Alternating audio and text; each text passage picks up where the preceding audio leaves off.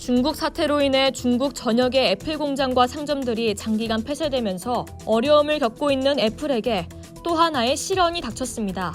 중국 수령에서 허우적이던 애플에게 이번엔 미국발 배상금 청구서까지 배송된 것입니다.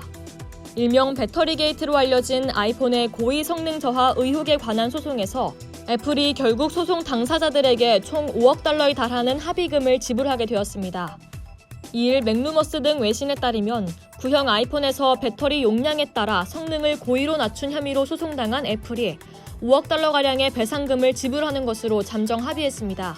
앞서 애플은 구형 아이폰 배터리 성능 저하 문제로 지난 2017년 미국을 비롯해 전 세계에서 집단 소송을 당한 바 있습니다. 당시 애플은 아이폰 6, 6S, 7, SE 등 모델에서 배터리 용량이 줄어들면 성능도 낮아지도록 어떠한 공지도 없이 OS를 업데이트했습니다.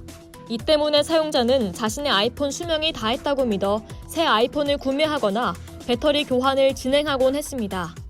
이에 대해 지금까지 애플은 구형 모델에서 배터리 노후화로 예상치 못하게 전원이 꺼져버리는 것을 방지하기 위한 것이라고 해명하기 바빴습니다. 애플은 끝까지 잘못을 인정하지 않았지만 긴 법정 절차를 피하고자 합의에 나선 것으로 알려졌습니다.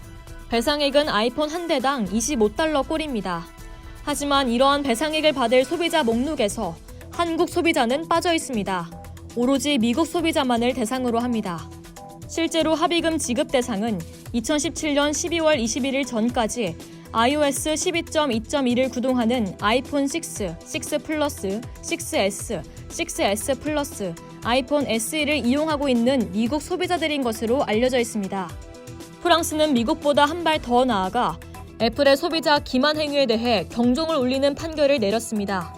프랑스의 경쟁 소비 부정 행위 방지국은 애플에 대해 2,500만 유로가량의 벌금 판결을 내린 것입니다. 또 일정 기간 프랑스 애플 홈페이지에 해당 사실을 공지할 것을 명령했습니다. 이번 미국과 프랑스 사법당국의 결정이 당장 오는 12일로 예정돼 있는 국내 민사소송 재판에 직간접적인 영향을 줄 수 있다는 분석이 나오고 있습니다. 앞서 국내에서도 배터리 게이트에 분노한 아이폰 이용자 총 6만 4천여 명이 2018년 3월 한 법무법인에 관련 소송을 맡기고 원고인단으로 참여한 바 있습니다.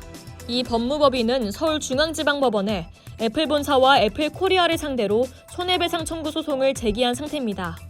법무법인 관계자는 이번 미국 소송 결과는 애플에서 책임을 인정하고 피해자에게 배상하겠다는 취지라며 1인당 20만 원씩 배상할 것을 청구했다고 밝혔습니다.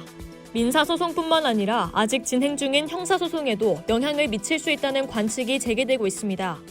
국내에서는 2018년 1월 18일 한 시민단체가 팀쿡 애플 대표이사와 다니엘 디스코 애플 코리아 대표이사를 재물손괴죄, 업무방해죄로 형사고발한 바 있습니다.